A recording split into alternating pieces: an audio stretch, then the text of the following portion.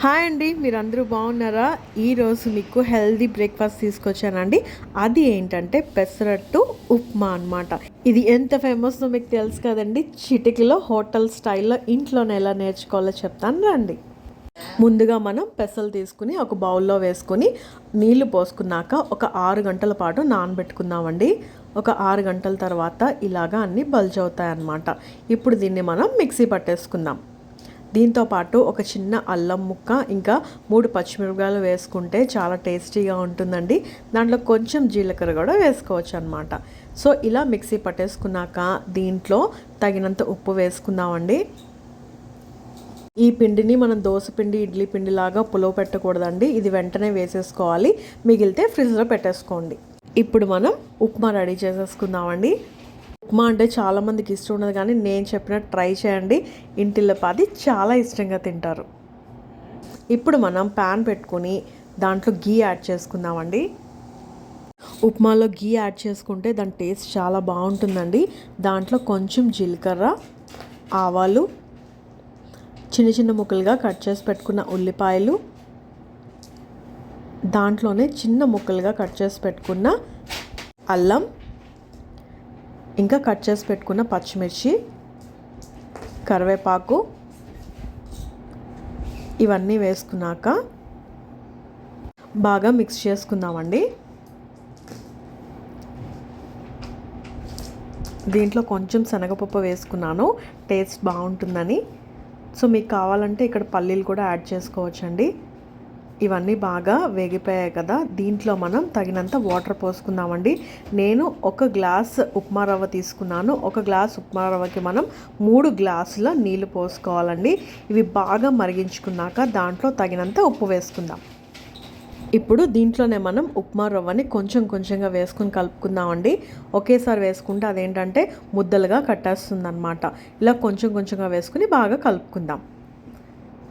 ఇది సిమ్లో పెట్టుకుని ఒక 15 నిమిషాలు ఉడికించుకుంటే మన యమ్మీ యమ్మీ ఉప్మా రెడీ అయిపోతుందండి.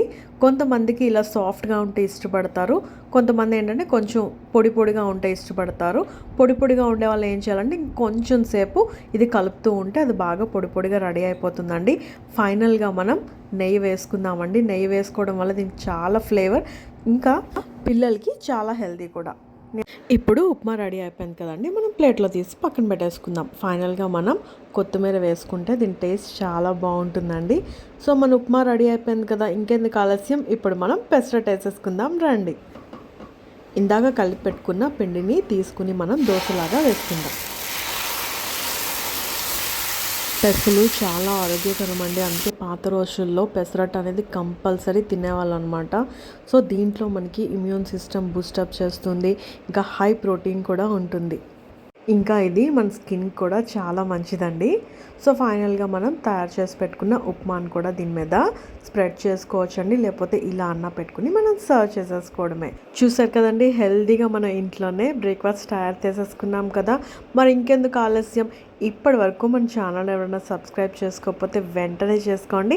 ఇలాంటి హెల్తీ రెసిపీస్ మీకు చిటికలో నేర్పించేస్తాను. మరి దీంట్లో చట్నీ లేకపోతే ఎలా అండి, అందుకనే మనం యమ్మీ యమ్మీ కొబ్బరి చట్నీ చేసుకుందాం రండి. ఒక కొబ్బరికాయ తీసుకుని దాన్ని కట్ చేసుకుని దాంట్లో ఉన్న వాటర్ తాగేసి ఆ కొబ్బరిని చిన్న చిన్న ముక్కలుగా కట్ చేసుకుందాం.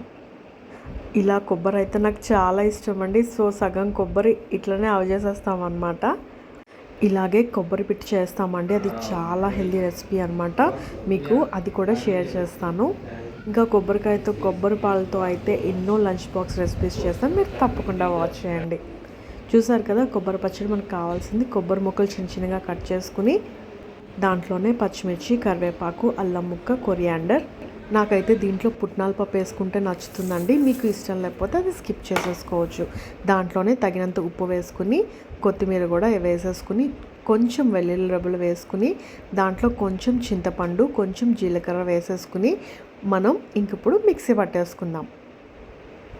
ముందుగానే వాటర్ వేయొద్దండి, ఫస్ట్ మిక్సీ పట్టుకుని తర్వాత కొంచెం వాటర్ వేసుకుని మీరు మిక్సీ పట్టుకోండి. అంతే అండి, ఇంట్లోనే మన యమ్మీ యమ్మీ హోటల్ స్టైల్ కొబ్బరి చట్నీ రెడీ అయిపోతుందండి. ఇప్పుడు దాంట్లో మనం తాలింపు వేసేసుకుందాం. ఇలాగ దాంట్లో ఆవాలు, జీలకర్ర, ఎండుమిర్చి, కరివేపాకు, ఇంకా కొంచెం వెల్లుల్లి రెబ్బలు కూడా వేసుకుని బాగా కలిపేసుకుని మనం కొబ్బరి చట్నీలో యాడ్ చేసేసుకుందాం. అంతేనండి, హెల్దీ యమ్మీ టిఫిన్స్ రెడీ అయిపోయింది కదా. ఇంకెందుకు ఆలస్యం, ఇంటిల్లిపాది ఎంజాయ్ చేయండి. మరి సబ్స్క్రైబ్ చేసుకోకపోతే వెంటనే చేసుకోండి. అంతవరకు బాయ్ మరి.